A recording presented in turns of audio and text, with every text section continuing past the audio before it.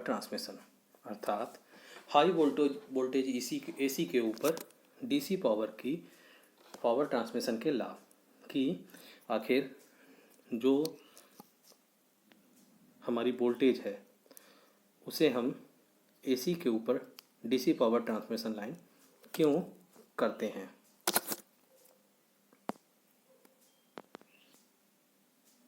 अर्थात हम जो ट्रांसमिशन करते हैं वो डीसी के रूप में क्यों करते हैं, तो इसके बारे में बात करेंगे।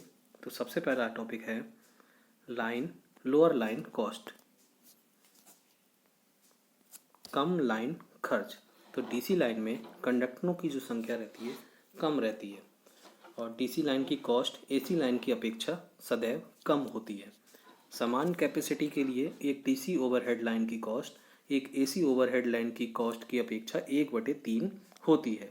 यदि हम एक 2 पोल डीसी लाइन की तुलना 2 सर्किट वाली एसी 2 या 3 फेस सर्किट सहित समान टावरों पर ले जाने की खर्च की तुलना करें, तब डीसी लाइन का खर्च एक एसी लाइन के खर्च का केवल 55% आता है। अर्थात जो डीसी लाइन रहती है इसका खर्च कम आता है जबकि एसी लाइन का खर्च अधिक आता है। दूसरा है हमारा टावरों पर लोड।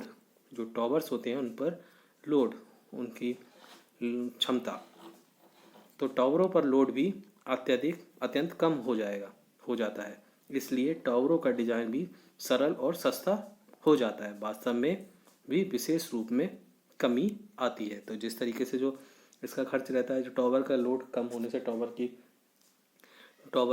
जो टावर पर लोड होता है वह कम हो जाता है। टावर का डिज़ाइन भी सरल हो जाता है, हल्के हो जाते हैं टावर, तो इससे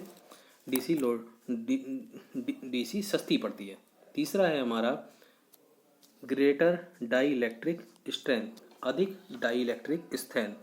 तो एसी उपयोगों की अपेक्षा डीसी उपयोग में केबल की हाई इलेक्ट्रिक स्ट्रेंथ वास्तव में बहुत अधिक होती है। तो डीसी केबल की लाइफ अधिक होती है।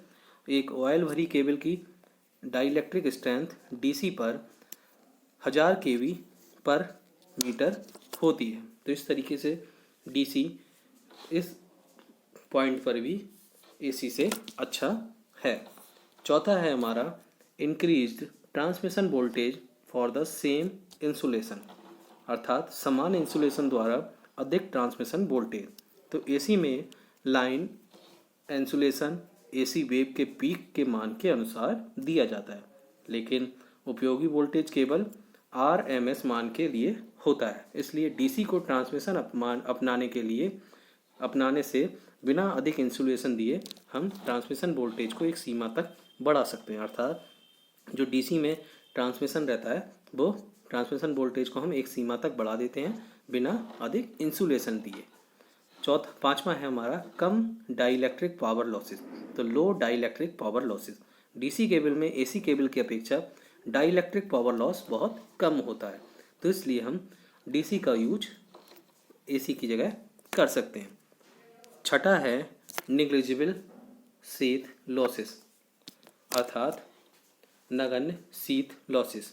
तो डीसी केबल में शीथ पावर लॉसेस शीथ में लीकेज और रिपल करंट द्वारा जनरेट हुई कम मात्रा में हीट द्वारा होता है। अर्थात जो हीट जनरेट होती है उसके कारण होता है, परंतु एसी केबल में पावर लॉसेस का कुल भाग शीथ में प्रवाहित चार्जेस करंट और इंडक्शन द्वारा एसी करंट लॉसेस के कारण होता है।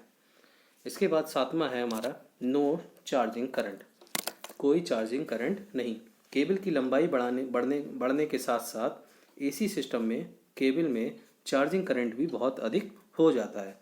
यह चार्जिंग करंट नो लोड पर भी लॉसेस जनरेट करता है, जबकि डीसी में कोई भी लॉस जनरेट नहीं होता।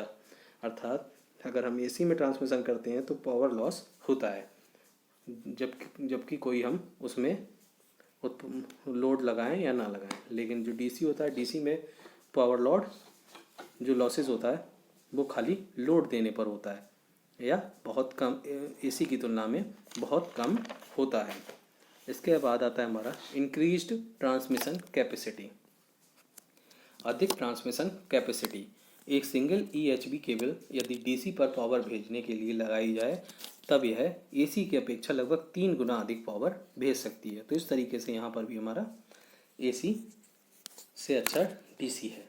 इसमें हमें 3 गुना पावर उतनी ही कैपेसिटी में जितनी एसी के लिए ज़रूरत है उतनी कैपेसिटी में हम डीसी के से 3 गुना पावर भेज सकते हैं। नमा है नो स्टेबिलिटी लिमिट, कोई स्थायी सीमा नहीं। तो 500 किलोमीटर से अधिक लंबी एसी ओवरहेड लाइंस में महंगे और जटिल उपकरण स्टेबिलिटी प्राप्त करने के लिए लगाने आवश्यक होते हैं, तो इससे हमारा खर्चा बढ़ता है। जबकि जो हमारा डीसी ट्रांसमिशन में स्टेबिलिटी फॉल्ट पर कोई इफेक्ट नहीं रहता। इसमें हम सेम ही कंपोनेंट्स 500 किलोमीटर से कम और उससे अधिक के लिए यूज कर सकते हैं, लेकिन हमें एसी में 500 किलोमीटर से अधिक की दूरी के लिए ज़्यादा महंगे और ज़्यादा टिकाऊ और जटिल उपकरणों की आवश्यकता पड़ती है। आखिरी है हमारा use of ground as a DC conductor. तो डीसी कंडक्टर के रूप में ग्राउंड का यूज, डीसी कंडक्टर के रूप में ग्राउंड का यूज। तो डीसी लाइन के लिए ग्राउंड एक अच्छा कंडक्टर है।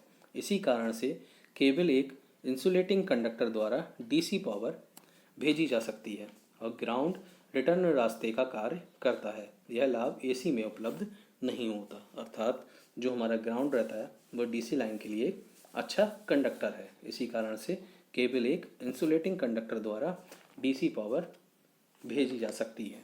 तो इस तरीके से यहाँ हमने पढ़ा कि हाई वोल्टेज एसी के ऊपर डीसी पावर ट्रांसमिशन के क्या क्या लाभ हैं।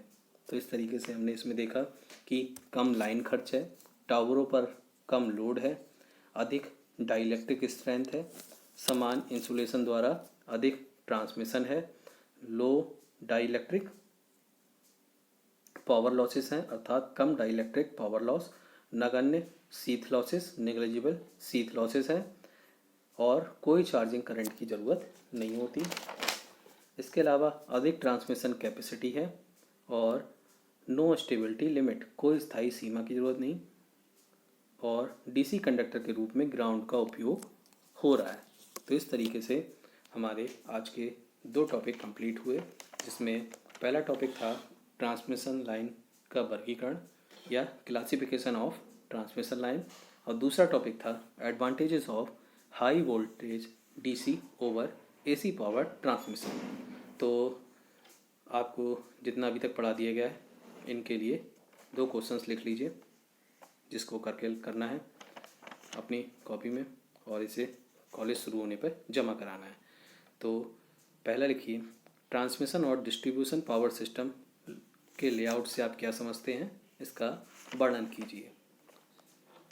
दूसरा, ट्रांसमिशन लाइनों का वर्गीकरण के बारे में